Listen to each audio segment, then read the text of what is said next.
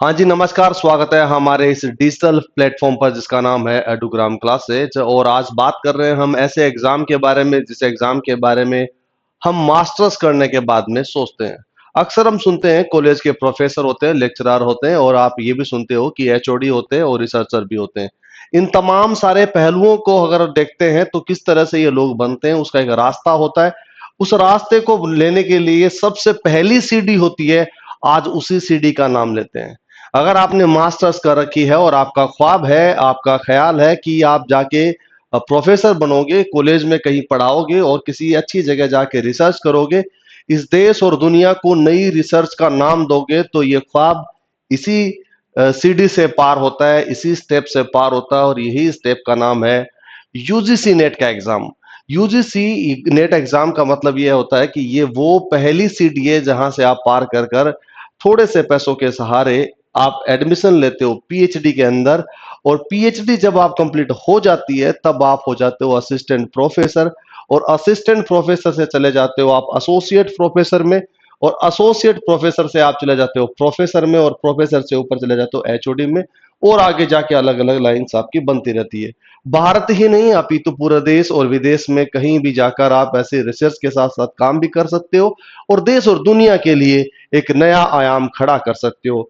मैं इतनी सारे बातें अगर आपको बोल रहा हूं तो ये किसी और के लिए नहीं, सिर्फ और सिर्फ आप लोगों के लिए है। अगर आप ये जानना चाहते हो कि आप इतने पद पर इतने वहां पर जा सकते हो तो कोई रास्ता है, तो मैं कहता हूं हाँ, यही रास्ता है। अगर आप पेरेंट्स हो और अगर आप स्टूडेंट्स हो, दोनों के लिए मैं बता रहा हूं, ये बहुत ही कमाल का सेशन होने जा रहा है। इस सेशन को अंत तक जरूर देखना। एक एक चीज कमाल की होगी, बेहतरीन होगी और शानदार होगी, इस बात की मैं आपको अश्योरिटी देता हूं। चलिए शुरू करते हैं इस सेशन को और इस सेशन के बारे में जानना शुरू करते हैं। यूजीसी नेट के बाद, यूजीसी नेट का मतलब होता है यूनिवर्सिटी ग्रांट कमीशन होती है और एक ऐसा कमीशन है जो पहले आता था किसके इसका आता था मिनिस्ट्री ऑफ होम अफेयर्स में आता था, लेकिन अब बात करते हैं एमएचआरडी के अंडर में आता था, लेकिन अब आता है शिक्षा विभाग के, यानी पूरी एजुकेशन का एक अलग ही डिपार्टमेंट है, उसके अंडर में आता है। अब बात करते हैं कि इस यूजीसी नेट से होता क्या है। यूजीसी नेट आपको प्रोवाइड कराता है ऐसा स्कॉलरशिप टेस्ट, मतलब मान लीजिए आप बाहर की भाषा में उसे स्टाइफन बोलते हैं, उसको बाहर यहाँ की स्कॉलरशिप बोलते हैं। उसके बिहाफ पर आप क्या कर सकते हो, पीएचडी कर सकते हो। जैसे एग्जाम्पल के तौर पर आपको पता लगा कि आप एक हिस्ट्री के स्टूडेंट हो और आपको लगता है इतिहास के विद्यार्थी हो, आपको लगता है कि भाई मोहनजोदड़ो में इस तरह से ही आगे आगे कुछ और एस्पेक्ट्स हो सकते हैं, यहाँ ऐसा हो सकता है या ऐसा हो सकता है, आपके दिमाग में चल रहा है और वही दिमाग में किसी एक गाइड, जिसको बोलते हैं एचओडी बोल सकते हो या रिसर्चर बोल सकते हो, एक गाइड होता है, उस गाइड के अंदर दिमाग में भी यही चलता है। दोनों का अगर चीज मिलती है तो उसी गाइड के अंडर में ये काम कर सकते हैं। अब कैसा पता लगेगा उस गाइड को कि आपके दिमाग में ये चलता है और ऐसा नहीं चलता, तो उसके लिए एक चीज आती है जिसको बोलते हैं SOP, statement of a process होती है, स्टेटमेंट ऑफ प्रोसेस होती है शायद। हाँ, तो एसओपी होती है, उस एसओपी का स्टेटमेंट ऑफ पर्पज होती है नाम उसका। स्टेटमेंट ऑफ पर्पज का मतलब ये होता है कि आप ये तय करोगे कि मुझे लगता है कि मोहनजोदड़ो में इस तरह से आगे आगे एस्पेक्ट बन सकते हैं। इस तरह से आपकी जो एसओपी लिखी होगी उस एसओपी को कौन देखता है, एचओडी देखता है, सॉरी वो गाइड देखता है और गाइड इस बात को तय कर लेता है कि ये वही शिष्य है जो मैं जिस लक्ष्य पे चल रहा हूं। आप अगर पुरानी बातों में देखा जाए तो ऋषि मुनि ऐसा होता था कि ऋषि मुनि किसी एक विद्या को जानते थे। अगर किसी भी विद्यार्थी को, अगर वो किसी भी विद्यार्थी अगर चाहता था कि उस विद्या को जानने के लिए इच्छुक होता था तो वो गुरु अपना टेस्ट देता था और वो अपना गुरु के लिए टेस्ट देता था, तो गुरु उस टेस्ट लेते थे कि भाई तुम इस शिक्षा के लिए पारंगत हो या नहीं हो। एज इट इज मान लीजिए अभी के मॉडर्न कल्चर में वो क्या होता है, यही चीज होती है एसओपी। अगर आप उसमें चाहते हो तो आपका मन कितना है और आपका एंथुजियाज्म यानी कि जुनून कितना है इन चीजों के बारे में जानने के लिए। तो आज बात करें, यूजीसी नेट का फॉर्म आ चुका है, आज हम बात करेंगे तमाम सारे बिंदुओं पर जो आपको सफलता का सबसे परम सीढ़ी पर लेके जाएगा। चलिए आगे बढ़ते हैं। इसमें सबसे पहले बात करते हैं यूजीसी नेट जून 2025 यानी साल में 2 बार आता है। इसमें जून 2025 के लिए बात की जाए तो सबसे पहले बात करेंगे इस पर, क्या पर यह होती है application of date. Application date का मतलब कब आएगी एग्जाम के, एप्लीकेशन फॉर्म कब भरे जा रहे हैं इसके लिए। और दूसरी बात आपकी, आप एलिजिबिलिटी यानी आप कितने एलिजिबल हो या नहीं हो। डेट्स, एग्जाम की डेट्स, फॉर्म की डेट, तमाम सारी डेट्स के बारे में बात होगी। इसके अलावा बात होगी scholarship in PhD assistant professor, यानी आपके स्कॉलरशिप कितना मिलता है, पैसा कितना मिलता है पर मंथ के हिसाब से। और बाहर की बात की जाए आउट ऑफ इंडिया, वो लोग उसको सैलरी बोल देते हैं या स्टाइफन बोल देते हैं, मिलता महीने के दिन ही है। इसके अलावा कितनी सीट्स होती है, जो सीट्स आपको देती है स्कॉलरशिप। हाँ, अब बात करते हैं यूजीसी नेट के बारे में। अगर जानना हो तो सबसे पहले एक चीज बता दूं, यूजीसी नेट का पेपर देते हैं तो वो लोग देते हैं जेआरएफ के लिए, यानी जूनियर रिसर्च फेलोशिप। अगर इस चीज को लेकर हम बात करते हैं तो सबसे पहले बात करता हूं जेआरएफ। एक होता है जेआर जिसको बोलते हैं जूनियर रिसर्च फेलोशिप, इसी की सबसे ज्यादा डिमांड होती है, इसके लिए ही पेपर देते हैं, इसलिए नाम लिखा जाता है यूजीसी नेट जेआरएफ।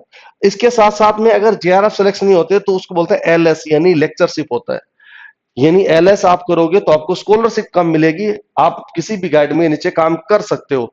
इसके अलावा जेआरएफ के 2 साल बाद, आफ्टर 2 ईयर, 2 साल बाद में ये जेआरएफ बदल जाती है एसआरएफ में। इसको बोलते हैं सीनियर रिसर्च फेलोशिप होती है, इसमें कन्वर्ट हो जाती है। यानी जेआरएफ से एसआरएफ में बदलने के लिए आपको क्या होगा, 2 साल लगते हैं, 2 ईयर का आपका पीरियड होता है, उसके बाद में लगते हैं। और करीबन करीबन 5 से लेकर 7 साल के अंदर आपके पास क्या हो जाती है, पीएचडी की डिग्री मिल जाती है, जिसको हम बोलते हैं आपके पास में क्या, डॉक्टर की डिग्री लग जाती है। चलिए मुद्दे पे आते हैं। UGC net 2025 university grant commission ने, और हाँ, इसके लिए एक नोटिफिकेशन जारी कर दिया है और एनटीए उसको कंडक्ट कर रहा है पेपर को, एज आप जानते हो, और वो भी ऑनलाइन, यानी कि आप अच्छी तरह जानते हो ऑनलाइन मतलब सीबीटी बेस्ड होता है। अब बात करते हैं इन चीजों के बारे में। तो सबसे पहले जो आप फॉर्म भरोगे, तो आप फॉर्म भरोगे किसके लिए, असिस्टेंट प्रोफेसर के लिए। यानी जब पेपर आप देते हो यूजीसी नेट का तो आप असिस्टेंट प्रोफेसर के लिए काम करने के, लेकिन उससे पहले आप क्या करोगे, रिसर्च करना पड़ेगा। तो रिसर्च करने के लिए पास में असिस्टेंट प्रोफेसर होता है। जब आप असिस्टेंट प्रोफेसर बन जाते हो किसी भी कॉलेज में, तो आप उसके 5 से 7 साल बाद में आप बनते हो एसोसिएट प्रोफेसर। और एसोसिएट प्रोफेसर की बात की जाए तो 10 से 15 साल बाद बन जाते हो आप प्रोफेसर। और प्रोफेसर के बाद अगर आपकी अच्छी स्किल्स होती है, आपको डिपार्टमेंट का हेड बना दिया जाता है, हेड ऑफ डिपार्टमेंट। इसके अलावा लोग होते हैं जो इलीट लोग होते हैं, जो लोग सिर्फ और सिर्फ दुनिया को यह बताते हैं कि इस पर्टिकुलर सब्जेक्ट को पढ़ाना कैसे है। हम बात करें यूजीसी नेट के अंदर की बातों को, जिसमें किस तरह से लोग रिसर्च करते हैं, इन चीजों के लिए एक नया वीडियो अलग से बनाऊंगा, जो वीडियो बताएगी कि अंदर कैसे गाइड काम करते हैं, कैसे आप काम करते हैं, किस तरह से देश के लिए काम वो रिसर्च आती है, किस तरह थीसिस बाहर आती है, किस तरह उसका पेपर सबमिट होते हैं। उन तमाम बिंदुओं को लेकर मैं अलग से वीडियो बनाऊंगा। अभी बहरहाल चल रहा है वो ये चीजें, ताकि आपको रूपरेखा बन पाए, आप फॉर्म बनने के लिए अपने जुनून को ले पाओ। इसके साथ साथ में बात करते हैं, ये रही वो डेट्स, जिस डेट्स के बारे में। ऑनलाइन रजिस्ट्रेशन फॉर्म है, जो ऑनलाइन है वो रजिस्ट्रेशन फॉर्म है, वो स्टार्ट हो चुका है। कब से, 16 अप्रैल से। 16 अप्रैल 2025 से ये स्टार्ट हो चुका है। और ये कब तक चलेगा, इसकी जो लास्ट डेट है, जो लास्ट डेट है वो कब तक है आपकी, 8 मई 2025 इसकी लास्ट डेट है। क्या याद रहेगा, इस डेट को याद रखना, उससे पहले पहले आपको फॉर्म भरना होगा। इस फॉर्म को भरने से पहले यह बात जरूर जान लेना कि इसकी जो फीस होती है, जो जनरल कैटेगरी के लोग हैं या फिर ओबीसी कैटेगरी के लोग हैं, जो जनरल कैटेगरी है, ओबीसी है, जो जिसको एनसीएल में नहीं सीएल में आते हैं, तो वो उसके लिए 1150 रुपए। जो ओबीसी एनसीएल में आते हैं, जो ओबीसी नॉन क्रिमिनल आते हैं, उन लोगों के लिए या फिर ईडब्ल्यूएस वालों के लिए कितने पैसे हैं, 600 रुपए हैं। और इसके अलावा क्या बोला गया है, और इसके अलावा बोला गया अगर एससी हो, एसटी हो, एससी हो, एसटी हो या फिजिकली हैंडीकैप्टेड हो, तो आपके लिए कितना होगा, 325 रुपए इस फॉर्म के भरने होंगे। That's it. इस बात के लिए आप, तो ये फॉर्म आपके भरे जा रहे हैं 16 अप्रैल से लेके 8 मई से। 8 मई तक फीस आपको ये दे दी गई है, बाकी आप अमून जानते हो। ऑफिशियल वेबसाइट होगी यूजीसी की, यूजीसी की ऑफिशियल वेबसाइट है, वहां पर आपको क्या फॉर्म भरना होगा, कहीं और जाके नहीं भरना होगा। क्या बात क्लियर हुई। अब बात पूछोगे ये इसका मतलब ये तो होगा, लेकिन ये बताओ करेक्शन के लिए 9 मई हो गया। अब डेट ऑफ एग्जामिनेशन टेंटेटिव 21 जून से लेके 30 जून तक, यानी 21 जून से लेके, यानी कब तक होगा, 21 जून से लेके 30 जून के बीच में इनका पेपर होगा। इस बात को याद रखना, इसी पेपर के लिए। अब बात करता हूं इन चीजों के लिए, एग्जाम के पैटर्न को लेकर सब चीजों में बात कर लूंगा। Chapter 1 introduction. इंट्रोडक्शन का मतलब भी बहुत बढ़िया होता है कि ये जो यूजीसी नेट का जो पेपर होता है वो जीआरएफ के लिए होता है साहब। जूनियर रिसर्च फेलोशिप के लिए। यहां पर मिलती है उसको स्कॉलरशिप। स्कॉलरशिप का अगर मैं बात की जाए तो आप फर्स्ट ईयर में जब आप आते, तो पहले वाले दो, जिसको जेआरएफ होता है, पहले 2 ईयर तक मिलता है आपको जेआरएफ वालों को, मान लीजिए 32,000 रुपए मिले, ठीक है। इसके साथ साथ में आपको टीए डीए एचआरए सब चीजें जुड़ के आ जाती है, 32,000 रुपए मान लीजिए पर मंथ के हिसाब से मिलेंगे। यहां तक ये चलता रहेगा। आफ्टर 2 ईयर, 2 साल बाद आप बन जाते हो क्या, जेआरएफ, यानी sorry SRF, senior research fellowship बन जाती है। उसके बाद आपको पैसे जुड़ के टोटल मिला के मान लीजिए 59,000 रुपीज आपको मिल रहे हैं। ये 59,000 रुपए आपको मिलता है पर मंथ के हिसाब से, एज ए सैलरी मान लो या फिर इसको स्कॉलरशिप मान लो। इसके साथ साथ में आपको प्लस में क्या मिल जाता है, उस दौरान आप ऐसे हो जाता है कॉलेज के मतलब आप किस में जाते हो, एज ए गेस्ट। आपने नाम सुना होगा, आपकी कॉलेज में आएंगे गेस्ट फैकल्टी। गेस्ट फैकल्टी के तौर पर आप जाओगे यहाँ पढ़ाने के लिए, तो आपको 25 घंटे आपको मिलते हैं पूरे महीने में। तो पर घंटे के साथ 1,000 रुपए मिलते हैं, तो आपको ये 25,000 रुपए एक्स्ट्रा ये भी मिलेंगे। इस 25,000 प्लस में 59,000 को जोड़ोगे, तब जाके जो रुपये बनेंगे वो 84,000 के करीब होगा। ये तो आपको नॉमिनल बता रहा हूं, 2 साल बाद में मिलेंगे। इसके बाद आपको पीएचडी करने के बाद आप प्रोफेसर हो जाते हो, तो आपकी सैलरी बन जाती है। ये बात समझ में आ रही है। छोटी सी गणित आपको बताया कि ये है जेआरएफ का खेल। जेआरएफ के अलावा अगर आपको लगता है जेआरएफ आप नहीं हुआ, आपका हो जाता है क्या, एलएस। तो एलएस को करीबन करीबन 8,000 से स्टार्ट होता है, और इसको ज्यादा स्कॉलरशिप मिलती नहीं है। इसलिए हमेशा जो युद्ध चलता है ना, वो युद्ध चलता है जेआरएफ के लिए, यानी जूनियर रिसर्च फेलोशिप के लिए। अब बात करते हैं यहां पर, इसको कंडक्ट कौन करवा रहा है, एनटीए। एनटीए एक नेशनल आपको टेस्टिंग एजेंसी है, जो क्या करती है, सारे जितने एग्जाम होते हैं नेशनल लेवल के, वो सब एनटीए कंडक्ट करवाती है। और इसको देखभाल कौन देता है, इसको ग्रांट करता है यूजीसी। यूजीसी क्या है साहब, आपको पता है, यूनिवर्सिटी ग्रांट कमीशन, यानी पूरे भारत में जहां जहां यूनिवर्सिटी होगी, जहां जहां यूनिवर्सिटी होगी, उस यूनिवर्सिटी को ग्रांट करने वाला जो एकमात्र कमीशन है, वो है यूजीसी। यानी कि सारी गाइडलाइंस होती है, कैसे पढ़ाया जाएगा कॉलेज में, और किस तरह से कॉलेज बनेगी, और किस तरह प्रोफेसर को आपको जज किया जाएगा, कैसे रिसर्च होगी, इन तमाम सारे बिंदुओं को अगर कोई गाइडलाइन देता है, वो देता है यूजीसी, यानी कि यूनिवर्सिटी ग्रांट कमीशन। इसके अलावा क्या है, ये यूजीसी हो गया। इसके अलावा जो पेपर होता है वो होता है क्या, नेट, जिसको बोला जाता है नेशनल एलिजिबल टेस्ट, यानी यूजीसी के द्वारा क्या होता है, नेशनल एलिजिबल टेस्ट होता है। इस टेस्ट के अंदर फिर क्या जाओगे, जो पेपर दोगे, तो जो होता है जेआरएफ। ये बहुत सिंपल ट्रिक में बात समझा दी है। इस तरह से ये काम चलता है। उसी चीज को सबको हैंडल करने वाली होती है कौन, वैसे तो मिनिस्ट्री ऑफ एमओआई है, ठीक है, और जिसको जीओआई बोल दो, गवर्नमेंट ऑफ इंडिया है। सबसे ज्यादा है वो एजुकेशनल डिपार्टमेंट है, ठीक है। ये एजुकेशनल डिपार्टमेंट है, यही इसको क्या करता है, हैंडल करता है। इसके अंडर में ये सारी चीज होती है। ये मैंने आपको ज्ञान के लिए बताया। अब आप बोलोगे हमें जो स्कॉलरशिप मिलेगी, जो स्कॉलरशिप मिलती है वो किसके बिहाफ पर मिलती है, जो ओबीसी कैटेगरी के लोग होते हैं उसको मिल जाती है किसके थ्रू, ओबीसी वाले national fellowship of other backward classes से। और जो एससी एसटी होते हैं उनके लिए किससे मिलते हैं, national fellowship of schedule caste student होते हैं उसके लिए मिलती है।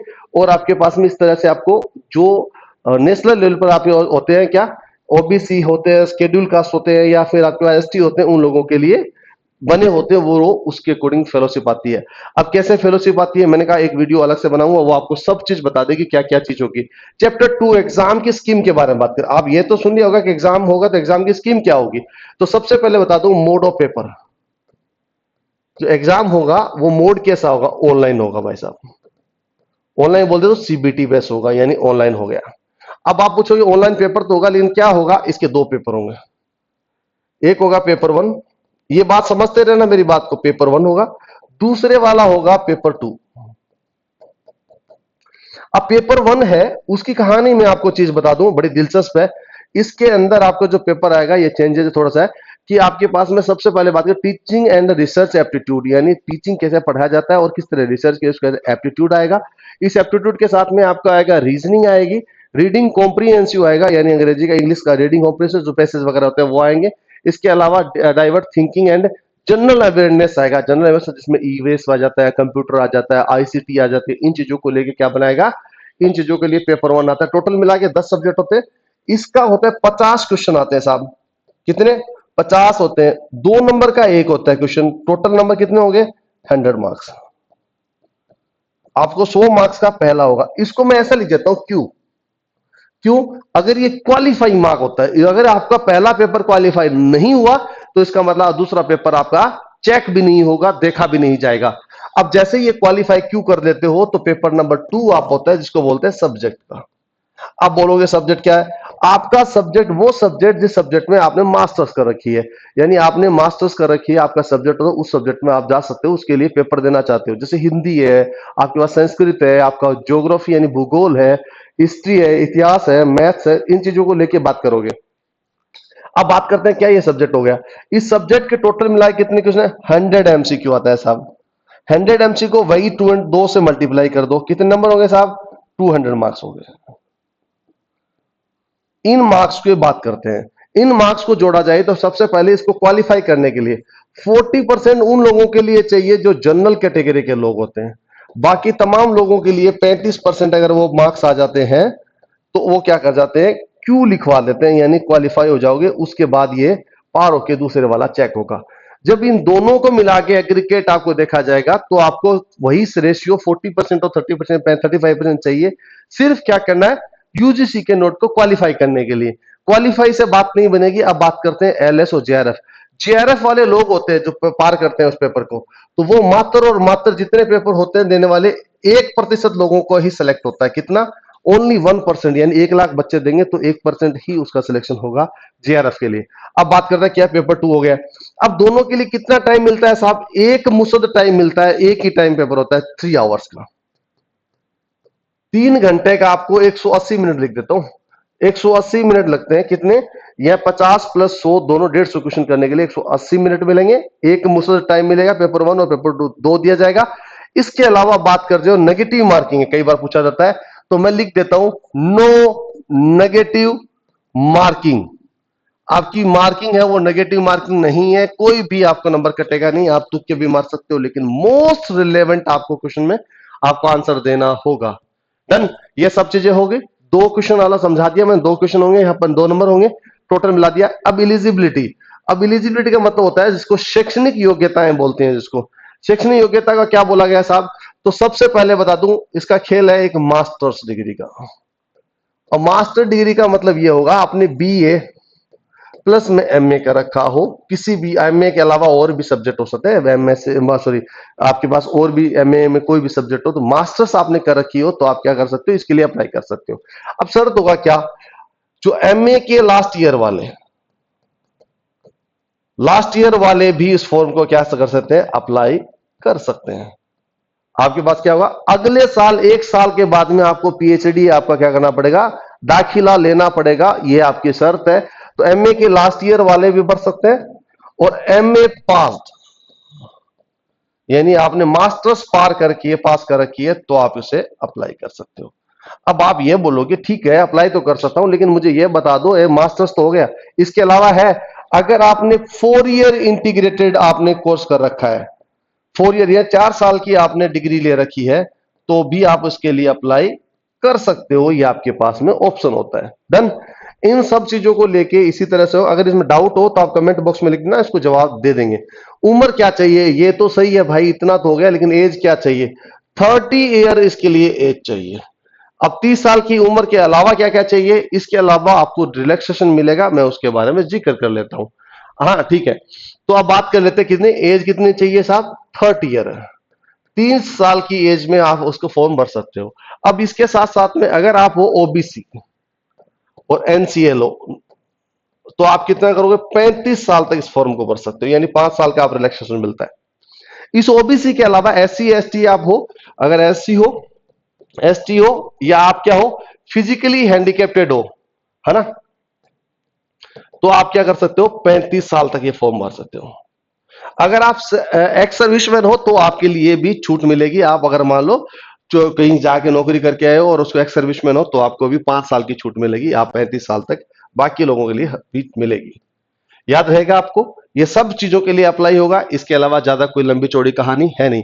हाँ एक बात जरूर, ये जो डेट है वो 1/6/2025 से काउंट होगी। कितनी? 1/6/2025 से काउंट होगी, इस बात को मार्क करके रख लेना। डन। चैप्टर 4 हमारा स्टार्ट होता है रिजर्वेशंस। रिजर्वेशन लागू होता है कहां पर?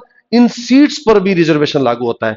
जब आप जेआरएफ के लिए अप्लाई कर रहे हो तो इसकी रिजर्वेशन की जो सीटें होती है वो लागू होती है भाई साहब, इसमें पक्का होती है, और पक्का होती है तो मैं वो बता दूं कौन कौन सी होती है। अगर इसकी रिजर्वेशन की बात की जाए तो सबसे पहले बात कर लो, अगर एससी कैटेगरी के लोगों को 15% उसका रिजर्वेशन मिलता है। उसके अलावा क्या है, एसटी कैटेगरी के लोगों को उसके बाद में 7.5% उसका आपको क्या मिलता है, कोटा मिलता है। ओबीसी जो एनसीएल लोग हैं उन लोगों के लिए कितना मिलता है भाई साहब, 27% का कोटा मिलता है। इसके अलावा क्या मिलता है, अगर वालों जनरल इकोनॉमिकल वीकर है जिसको बोलते हैं ईडब्ल्यूएस, ईडब्ल्यूएस को मिलता है कि 10% का कोटा मिलता है। इसके अलावा मिलता है 5% एक्स सर्विसमैन को, सॉरी फिजिकली हैंडीकैप्टेड को कितना मिलता है, 0.5%। इस बार ये चीजों को लेके के चले हैं कि इसको भी दिया जाए। इन तमाम लोगों के लिए आपको रिजर्वेशन है। बाकी जितने लोग होते हैं वो सारे आते हैं जनरल कैटेगरी को, जिसको जनरल बोल देते हैं या फिर यूआर बोल देते हो। इसके अकॉर्डिंग आपको रिजर्वेशन मिलेगा। जेआरएफ की बात हो रही है और बाकी चीजों सीटों के बारे में बात हो रही है। सारे अमेंडमेंट्स है और सब चीजें आ चुकी है। अब मैंने ये सारी चीजें आपको बता दी यूजीसी के बारे में। यूजीसी नेट का पेपर है। अगर आपने इन चीजों के बारे में सब चीजें जान चुके हैं तो याद रखना, अभी 16 अप्रैल इसकी क्या है, स्टार्ट हो गई है इसकी फॉर्म भरने की। और उसके बाद जो आपकी डेट आपको मैंने बताई थी वो लास्ट डेट है आपके पास में कौन सी, 7 मई 2025 अंतिम तारीख होगी। मैं ये बात आपको इसलिए बता रहा हूं, यूजीसी नेट का एग्जाम देना आपके लिए बहुत बहुत बहुत जरूरी है। अगर आपने मास्टर्स कर रखी है या फिर कर रहे हो तो इस फॉर्म को जरूर भरना। सब्जेक्ट को पढ़ने के लिए आपको जरूर बता देता हूं, अगर आप सवाल होंगे तो मैं सब्जेक्ट रिलेटेड जरूर बात करूंगा। सब्जेक्ट पढ़ने के लिए आपको रिकमेंड करता हूं, क्या आपने बीए पढ़ी होगी उस सब्जेक्ट को, प्लस में आपने एमए पढ़ी है उन सब्जेक्ट को, इन दोनों चीजों को पढ़ोगे तो आपका ये सिलेक्शन होने का चांसेस बढ़ जाता है। इसके अलावा जो सबसे जो महत्वपूर्ण पैटर्न होता है वो पीवाईक्यू चलता है। प्रीवियस ईयर क्वेश्चन पेपर को बहुत मद्देनजर रखा जाता है। आप मान के चलिए अगर आपने पीवाईक्यू पढ़ लिया है तो आप यकीन मानिए 40% आपने वो पार कर लिया है। किसी को ओनली 40% पे देखना है तो पीवाईक्यू उसका काम निकाल देगा। बाकी आप बीए प्लस एमए का पढ़ोगे तो आप अपना बेसिक रूट को रखोगे तो इस पेपर को पार कर पाओगे। क्योंकि रूल बनता है सबसे पहले बेसिक आता है, इस बेसिक के बाद में आपका जो जनरल आपके सब्जेक्ट का आता है ना, उस सब्जेक्ट को बोल दीजिए। उस सब्जेक्ट के अलावा आपके पास में एडवांस आता है। ये उसका पैटर्न रहता है। ये एडवांस के मामले में पढ़ना पड़ता है। इन दोनों चीजों के लिए अगर आप ये चीज भी पढ़ते हो तो आपके लिए काम हो जाता है।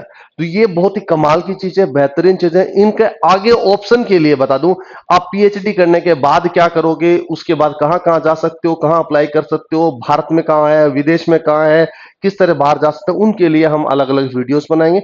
इस चैनल को सब्सक्राइब जरूर कर लेना, इसके वीडियोस आते रहेंगे।